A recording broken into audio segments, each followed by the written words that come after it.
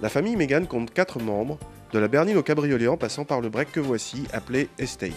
Il est logiquement basé sur la même plateforme que la berline, mais bénéficie comme sur la génération précédente d'un allongement de l'empattement de 6 cm. Nous l'essayons ici avec le 1,5 litre DCI de 110 chevaux, en boîte 6 et en finition haut de gamme Privilège. Toute la partie avant, y compris dans l'habitacle, est similaire à celle de la berline.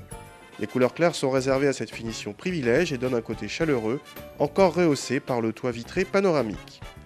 La qualité de présentation est bonne avec des matériaux et des ajustages soignés. Particularité, le siège passager avant peut se rabattre pour un chargement d'objets longs. Le break est plus long mais aussi plus lourd que la berline, d'environ 80 kg. Autrement dit, ce moteur DCI dans sa version 110 chevaux nous paraît un minimum, surtout si vous roulez chargé. Les performances sont quelconques, mais l'agrément et la douceur d'utilisation sont au rendez-vous grâce à une très bonne souplesse et une insonorisation soignée. La boîte 6 participe au confort sur autoroute. L'allongement de l'empattement profite partiellement aux passagers arrière qui ont droit à environ 3 cm de plus que dans la berline. C'est suffisant pour que 4 adultes s'installent à bord sans problème.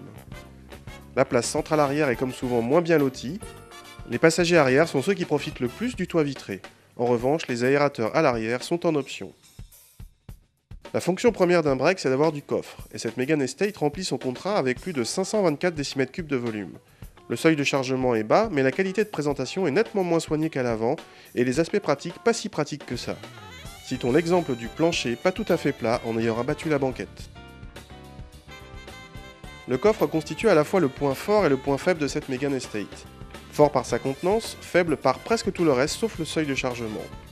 Mais cette Mégane reste par ailleurs très agréable par sa douceur d'utilisation au quotidien, sans chercher la performance, sa qualité de présentation à l'avant et une belle sobriété justifiant un bonus de 500 €.